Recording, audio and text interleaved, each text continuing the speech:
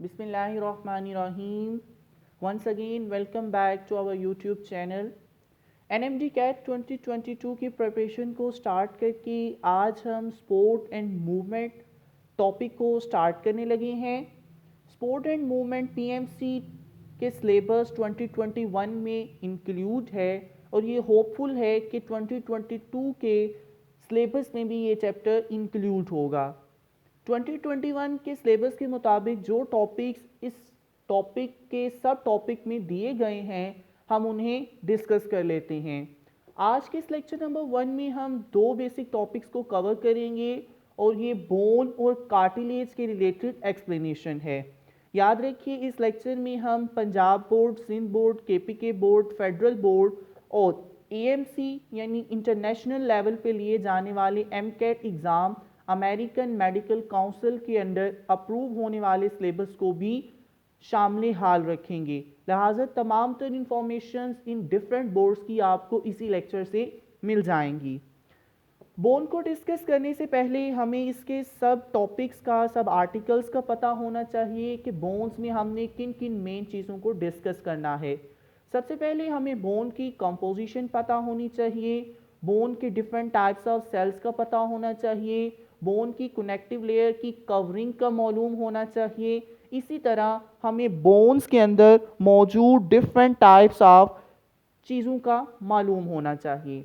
सबसे पहले हम बोन की कंपोजिशन को देख लेते हैं कि बोन बेसिकली किन किन चीज़ों से मिलकर बनी होती है। तो याद रखिए डियर एस्पायरेंट्स के बोन में 3 बेसिक चीज़ें लाजमी होती हैं। इन 3 बेसिक चीज़ों में पहली चीज़ नर्वस टिश्यू है। नर्वस टिश्यू बेसिकली न्यूरॉन से मिलकर बने होते हैं और इन टिश्यूज़ का काम एनी चेंज इंटरनल और एक्सटर्नल उसको कैरी करना होता है, जिसे हम नर्वस टिश्यू की टर्म में स्टिमुलस कहते हैं। इसी तरह ब्रेन से रिस्पॉन्स लेकर आना भी इन्हीं टिश्यूज़ का काम है। दूसरी इंपॉर्टेंट चीज़ जो कि इस बोन के अंदर मौजूद होगी वो हमारे पास a few amount of cartilage होगा। याद रखिए बोन और कार्टिलेज दो सेपरेट चीज़ें हैं, लेकिन बोन में ही थोड़ी मिकदार में कार्टिलेज भी मौजूद होता है। और तीसरी इंपॉर्टेंट चीज़ जो कि बोन में मौजूद होगी वो हमारे पास फाइब्रस कनेक्टिव टिश्यू होंगे। लिहाजा ये 3 बेसिक चीज़ें जो कि बोन में मौजूद होती हैं, इनके बारे में कंप्लीट डिटेल और कंप्लीट चीज़ें तो आपसे नहीं पूछी जाएंगी, लेकिन मेनली इसकी कंपोजिशन आपको ज़रूर पता होनी चाहिए। बोन की कंपोजिशन समझ लेने के बाद अब हम बोन्स के पार्ट्स को डिस्कस करते हैं कि बोन बेसिकली किन किन पार्ट्स पर कंप्राइज करती है। So now we are going to discuss about the parts of the bone, कि बोन के जो हिस्से हैं वो कौन कौन से हैं। मेरे डियर स्टूडेंट्स याद रखिए बोन का एक कॉमन सा स्ट्रक्चर, कॉमन सा स्केच जो कि हमारे जहनों में है वो मैंने आपके सामने बना दिया और यहीं से हम बोन्स के पार्ट्स को डिस्कस करेंगे। याद रखिए बोन में 2 बेसिक पार्ट्स होते हैं, एक डायाफाइसिस कहलाता है और एक एपीफाइसिस कहलाता है। अभी एपीफाइसिस क्या होता है और डायाफाइसिस क्या होता है, आइए इसको अंडरस्टैंड कर लेते हैं। सबसे पहले हम देखते हैं कि एपीफाइसिस का क्या मतलब है। याद रखिए कहीं भी बायोलॉजी में अगर एपी वर्ड आ जाए, वर्ड एपी अगर आप देख लें तो इट्स मीन आउटर होता है, यानी सबसे बैरूनी चीज़ को हम एपी का नाम देते हैं। फॉर एग्जांपल जब आप एपिडर्मिस कहते हैं तो इट्स मीन स्किन के बाहर वाली आउटर मोस्ट कवरिंग एपी कहलाती है और डर्मिस चूंकि स्किन की लेयर के लिए इस्तेमाल किया जाता है। बिल्कुल इसी तरह पत्तों की बैरूनी कवरिंग को भी हम एपिडर्मिस कहते हैं। लिहाजा एपी का मतलब बैरूनी होता है, आउटर होता है। अब फाइसिस जो है ये बोन्स के लिए स्पेसिफिक वर्ड है, लिहाजा अगर हम एपीफाइसिस की डेफिनेशन करना चाहें तो हम कहेंगे टर्मिनल पार्ट। अब टर्मिनल क्यों कहते हैं, क्योंकि जो बोन की आउटर साइड है वो इन साइडों पर होती है। ये जो 2 इसकी बेसिक साइड्स हैं, इन साइड्स को हम एपीफाइसिस कहते हैं। आपने इन साइड्स को हरगिज एपिफाइसिस नहीं समझना। याद रखिए जो इसकी टर्मिनल साइड्स हैं, एंड साइड हैं, जो कि दो एंड्स पे मौजूद हैं, इन्हें हम एपिफाइसिस का नाम देते हैं। और याद रखिए जो इसका मिडल रीजन है उसे हम डायाफाइसिस का नाम देते हैं। अब एमडीकैट में चूंकि बच्चों को कंफ्यूज करने के लिए examiners different types of terms use करता है, तो याद रखिए मैं इसे रेड में लिख रहा हूं, आपने इसे जरूर नोट करना है कि डायाफाइसिस का दूसरा नाम शाफ्ट भी होता है। शाफ्ट बेसिकली मोटर्स की टर्म है जो हम इलेक्ट्रिकल मोटर्स इस्तेमाल करते हैं। इसमें दरमियान में एक मैग्नेटाइज पार्ट होता है जिसे हम शाफ्ट का नाम देते हैं। अब चूंकि बोन का ये दरमियानी हिस्सा है जिसने बेसिकली रोटेट करना होता है, और बोन में भी जो दरमियान में रॉड होता है जो रोटेट करता है उसे शाफ्ट कहते हैं। लिहाजा इस निस्बत से बोन के सेंट्रल पार्ट को हमने शाफ्ट का नाम दे रखा है। लिहाजा आपने अगर शाफ्ट कहीं लिखा देख लिया तो इससे कंफ्यूज हरगिज नहीं होना। शाफ्ट बेसिकली डायाफाइसिस का ही नाम है। बाज़ दफ़ा एग्जामिनर कुछ ऐसा करता है कि वो लिख देता है the middle portion of the bone is also called. अब उसमें डायाफाइसिस का ऑप्शन होता नहीं, लिहाजा वो नीचे लिख देगा एपीफाइसिस, शैफ्ट, और इसी तरह दो डिफरेंट ऑप्शंस दे देगा। अब चूंकि हम जेहन में ये होता है कि फाइसिस रिलेटेड टू बोन होता है, तो हम शैफ्ट के ऑप्शन पे गौर किए बगैर एपीफाइसिस को टिक कर देते हैं। याद रखिए ऐसी गलती नहीं करनी। बेसिकली एनएमडी कैट में यही कंफ्यूजन वो क्रिएट करके बच्चों के कॉन्सेप्ट्स को चेक करता है। इसमें एक और इम्पॉर्टेंट बात जो कि अपने जहनों में रखनी है कि जो डायाफाइसिस या शाफ्ट है इसमें एक इम्पॉर्टेंट एमसीक्यूज बन सकता है, और वो ये है कि इसमें येलो बोन मैरो मौजूद होता है। येलो बोन मैरो, याद रखिए बोन मैरो की दो इंपॉर्टेंट टाइप्स हैं, एक रेड बोन मैरो है और एक येलो बोन मैरो है। येलो बोन मैरो जिसको हरफे आम में हम मिक का नाम देते हैं, बेसिकली ये वही होती है, और रेड बोन मैरो वो पार्ट बोन का होता है जिसने रेड ब्लड सेल्स बनाने होते हैं, और ये हार्ड बोन्स के अंदर मौजूद होती है। और डायाफाइसिस चूंकि सेंट्रल पोर्शन है, और सेंट्रल पोर्शन में ही हमें ये येलो बोन मैरो मिलेगी। अब हम देख लेते हैं कि बोन्स की जो कवरिंग है, इन कवरिंग्स के नेम क्या हैं और ये कवरिंग कहाँ कहाँ मौजूद होती हैं। So now we are going to discuss about the different types of the coverings which are present in the bones.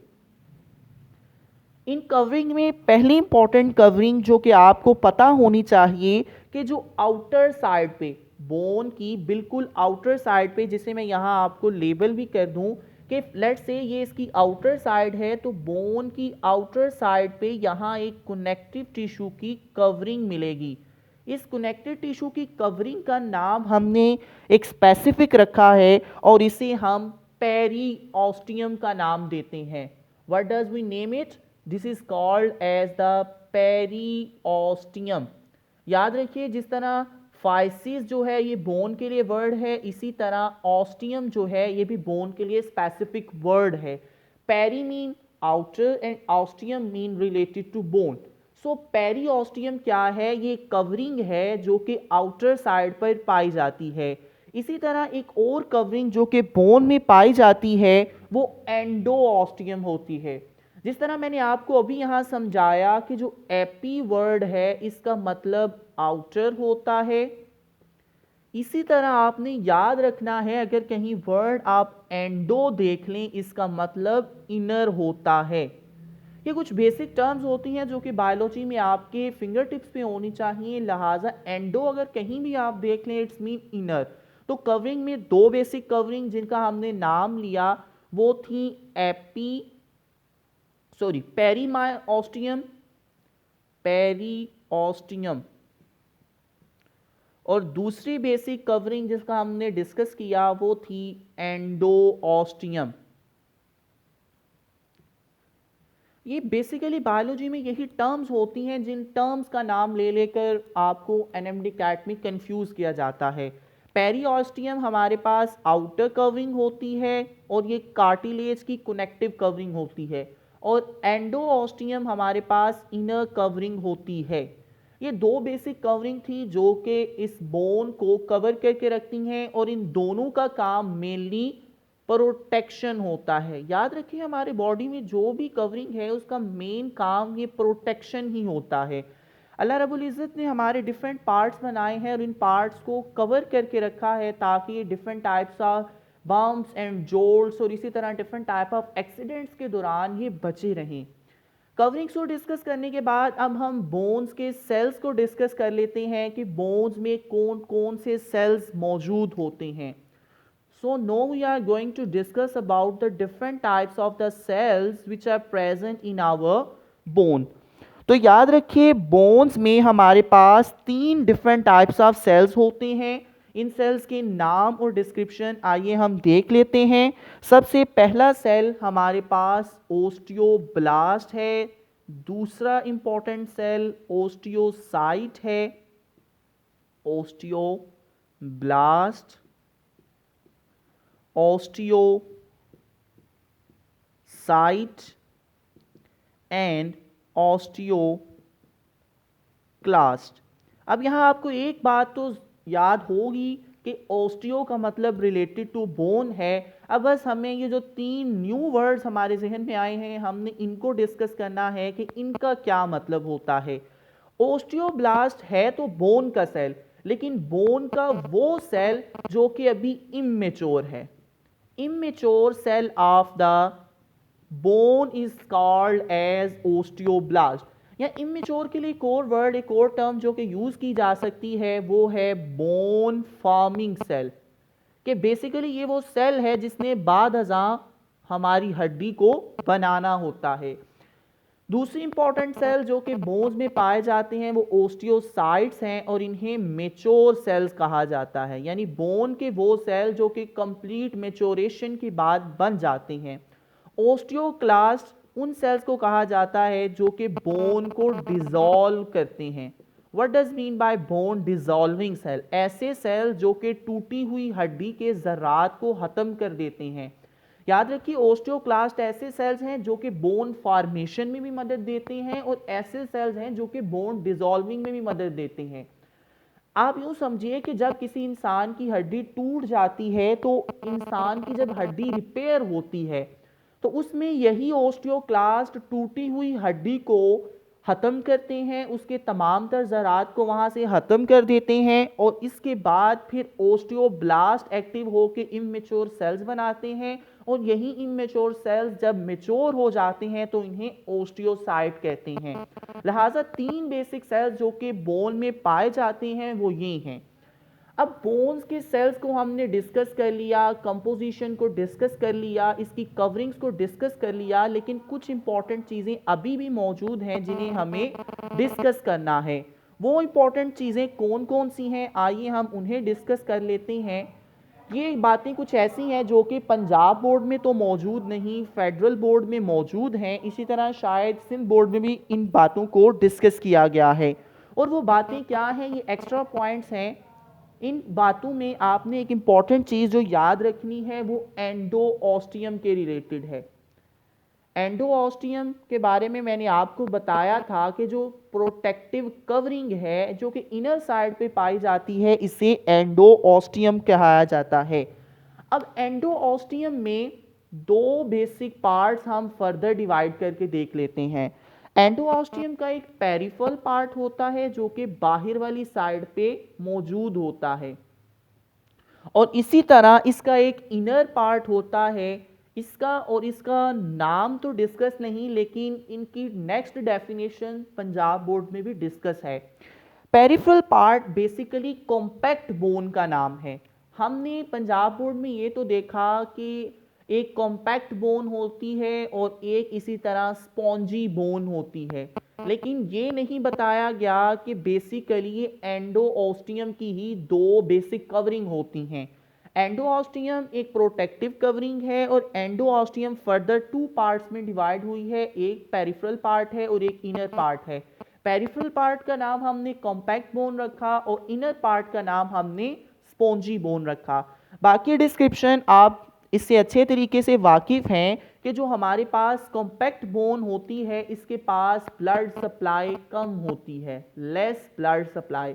बाज़ बुक्स में लिखा जाता है कि इसमें ब्लड सप्लाई होती नहीं, लेकिन एक्चुअल बात यह है कि इसमें ब्लड सप्लाई होती ज़रूर है लेकिन बिल्कुल माइनर होती है, यानी ना होने के बराबर है।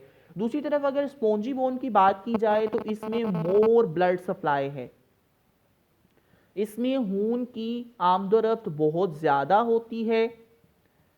अब कंपैक्ट बोन का काम जो है वो अटैचमेंट होता है, ये मसल्स को अटैच करती है, बोन्स को आपस में अटैच करवाती है, लिहाजा कॉम्पैक्ट बोन का मेन काम अटैचमेंट है, जबकि स्पॉन्जी बोन का मेन काम रेड ब्लड सेल्स की सिंथेसिस है। याद रखिए जो मैंने पहले बात की कि हमारे पास दो टाइप्स ऑफ बोन मैरो होती हैं, एक येलो बोन मैरो, एक रेड बोन मैरो। जो रेड बोन मैरो है वो हमारे स्पॉन्जी बोन में मौजूद होता है और येलो बोन मैरो मैं पहले डिस्कस कर चुका हूं कि शैफ्ट में मौजूद होता है या डायाफाइसिस में मौजूद होता है। अब तीसरी इंपॉर्टेंट चीज़ जो हमने आज के इस लेक्चर में डिस्कस करनी है वो रिलेटेड